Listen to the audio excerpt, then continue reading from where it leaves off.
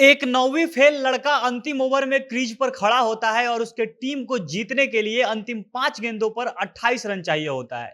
यानी कि उसकी टीम तभी जीत सकती थी जब अगले हर गेंदों पर बाउंड्री आता, और बाउंड्री भी छोटा वाला नहीं बल्कि मैक्सिमम चाहिए था। यानी कम से कम 4 छक्के मारने थे और 1 चौका मारना पड़ता। यह काम सुनकर ही असंभव सा लगता है, क्योंकि यह सब चीज विरले ही कभी हो पाता है, खासकर तब जब किसी टीम को जीतना हो, टीम के मात्र 3 विकेट बचे हों और दूसरे एंड पर एक बॉलर खड़ा हो। तब इस दबाव में अगर कोई खिलाड़ी मजबूती से खड़ा रहता है, उसे अपने आप पर यह विश्वास रहता है कि वो इस असंभव को संभव कर सकता है। उस खिलाड़ी ने ये करके दिखा भी दिया।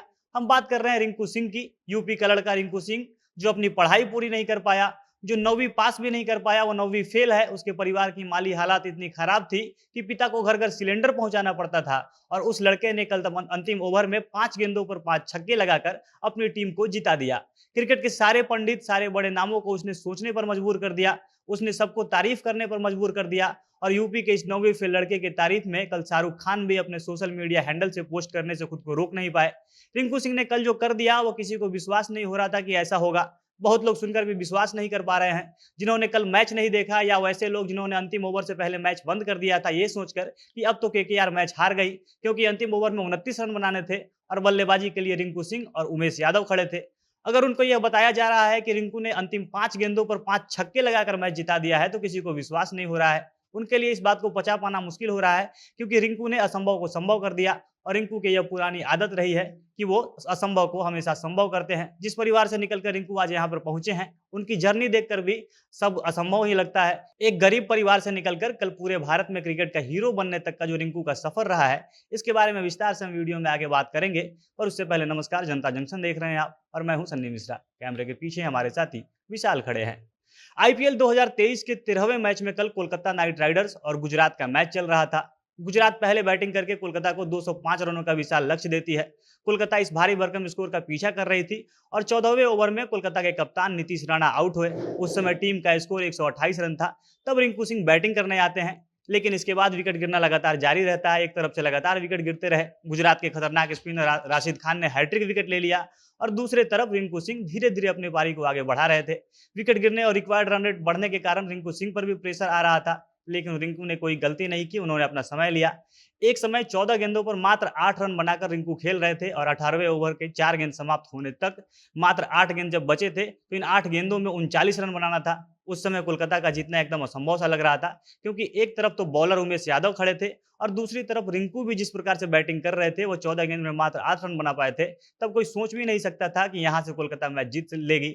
इसके बाद रिंकू ने 19वें ओवर में अंतिम 2 गेंदों पर 2 बाउंड्री लगाई। उन्होंने 1 छक्के और 1 चौके की मदद से 10 रन बना दिया। अब अगले 6 गेंदों में 29 रन की आवश्यकता थी। लक्ष्य अभी भी एकदम असंभव सा था। स्ट्राइक पर सामने उमेश यादव थे।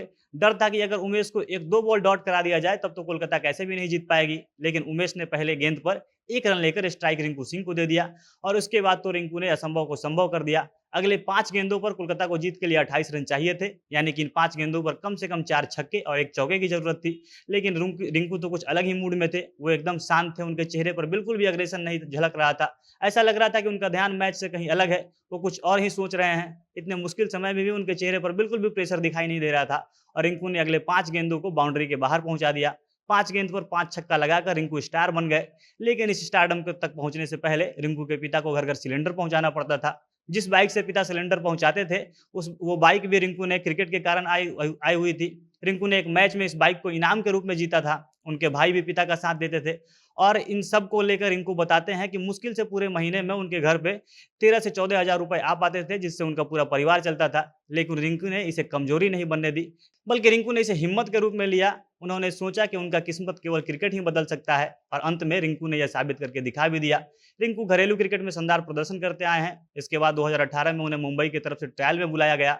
ट्रायल मैच में रिंकू ने धमाकेदार पारी खेली थी। इसके बाद जब ऑक्शन हुआ तो रिंकू पर मुंबई ने बोली लगाई, लेकिन केकेआर की टीम ने अधिक बोली लगाकर उन्हें अपनी टीम में शामिल कर लिया। इसके बाद से वो लगातार इसी फ्रेंचाइजी के साथ है और कल रिंकू ने केकेआर को उन्हें अपने साथ रखने की कीमत सूद समेत वापस कर दी है। बाकी आप रिंकू के इस पारी के ऊपर क्या कहना चाहेंगे, कमेंट करके हमें अपनी राय जरूर बताइएगा। जनता जंक्शन देख रहे थे आप। बहुत बहुत धन्यवाद।